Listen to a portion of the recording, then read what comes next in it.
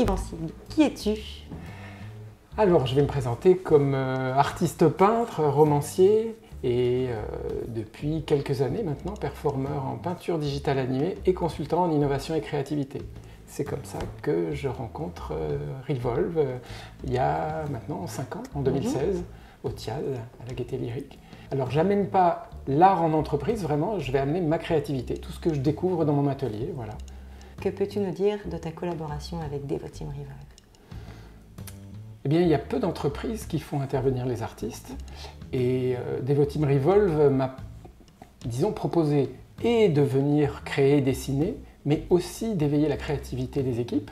J'ai trouvé que la réflexion sur l'intelligence collective était vraiment intéressante, que l'idée de partage d'outils, l'idée de transformation, l'idée d'accompagner cette transformation avec les équipes, en fait, toutes ces questions, moi, je me les posais en atelier artistique, de pratique artistique, dans des écoles d'art ou autres.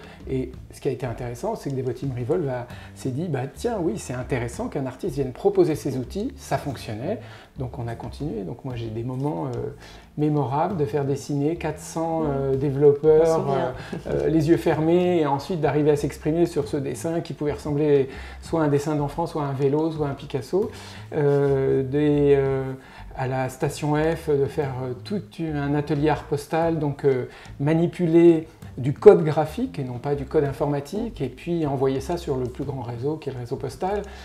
Qu'est-ce qu'on a fait ensemble? On a fait des tas d'expériences, par exemple de rouleaux de yokai, qui est une tradition japonaise, et ça, vraiment, ça permet aux gens de créer ensemble de façon ludique et de voir qu'ils peuvent créer ensemble. Qu'il y a quelque chose qui se libère et sans doute là, on amorce un changement pour les équipes et ensuite, bon, on ne peut pas mesurer comment ça perfuse, mais voilà ce qu'on a un peu développé ensemble. Disons que la condition humaine et puis le lien entre les humains et la technologie, toute cette idée de progrès qui a fait qu'on est là aujourd'hui est à mettre en question.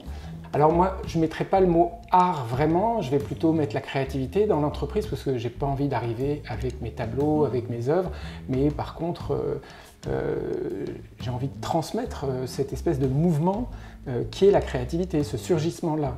Vraiment, j'ai envie de le partager en fait, de partager mes découvertes. Dans cette idée-là, j'aimerais en fait, dans le meilleur des cas, ce serait qu'il y ait un artiste dans chaque entreprise ou peut-être une personne responsable de la créativité qui saurait observer les moments où il y a une absence justement de créativité, il y a un manque de renouvellement, qu'on est tous à la même place, qu'on n'arrive pas à renouveler les outils, à les voir autrement. Donc ça pourrait être un artiste. Et ce qu'on a fait, et moi je trouve que ça c'est une des plus belles choses qu'on a pu faire ensemble, c'est d'installer mon atelier à l'intérieur finalement d'une salle avec, disons, je sais pas, 50 développeurs et ingénieurs et créateurs et des commerciaux qui passaient.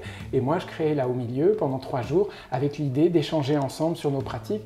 Est-ce que devant un ordinateur on peut être créatif? Est-ce qu'il y a un espace pour développer sa créativité? Et donc on n'avait pas les mêmes mots peut-être, encore que, puisqu'on avait les mots architecture, on avait les mots code graphique ou code informatique, il y avait le mot d'expérimenter en permanence, il y avait le mot d'essayer, de rater. J'avais l'impression que moi, je pouvais, rien que par mon travail, rien que par le contact et la présence, interroger les personnes qui étaient en train de travailler chez Devoteam Revolve. Les premiers jours, ils sont arrivés très lentement. Ensuite, les femmes sont arrivées 2 par 2 et ont regardé, questionné.